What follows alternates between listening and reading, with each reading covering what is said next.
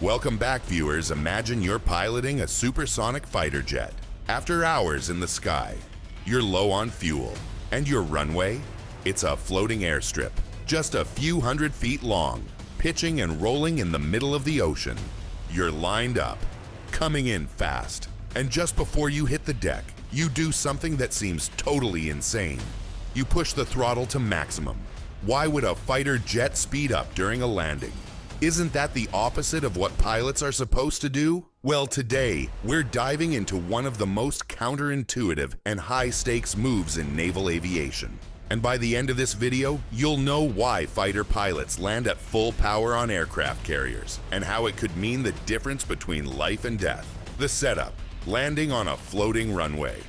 Let's talk about the challenge. Aircraft carriers are engineering marvels, massive, powerful, and mobile. But compared to a real runway, they're tiny.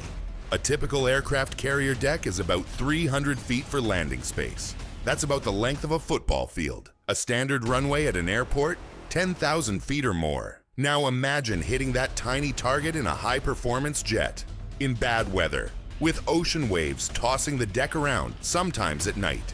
You've got maybe 3 seconds to get everything right. And there's no circle around and try again option like at an airport. You get one shot. So what's the secret weapon to make it all work?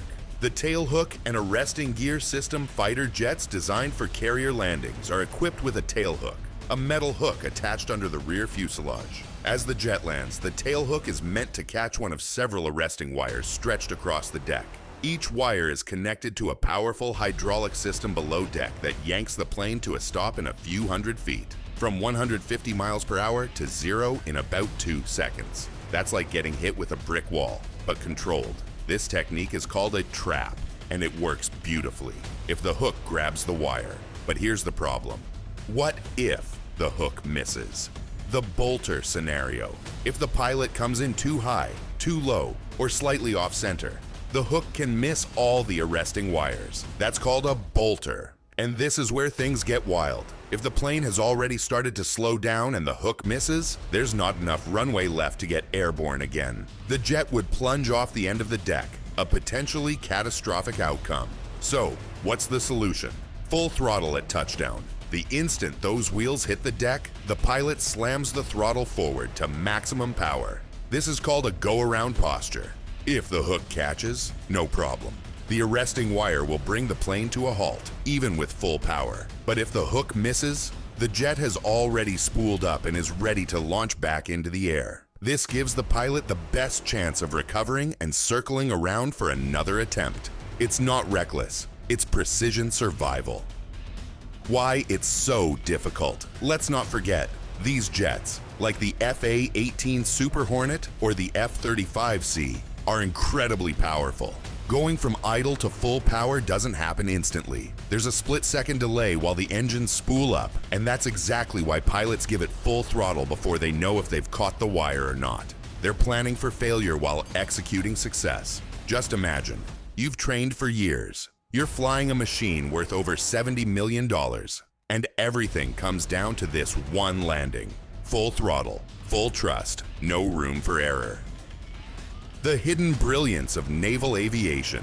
This technique is just one part of what makes naval aviation so impressive.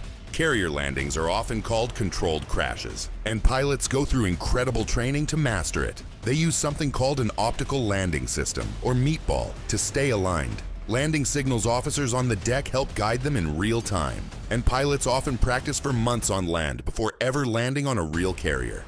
Yet despite all this, the system is built with backup plans on top of backup plans. So, to answer the big question, why do fighter jets increase speed when landing on aircraft carriers? Because when failure is an option, recovery must be instant. Full throttle means they're ready to go airborne if things go wrong.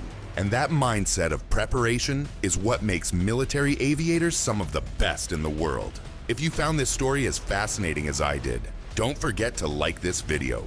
Subscribe to the channel for more amazing insights into aviation, defense, and military technology. Until next time, keep your eyes on the skies and always land prepared.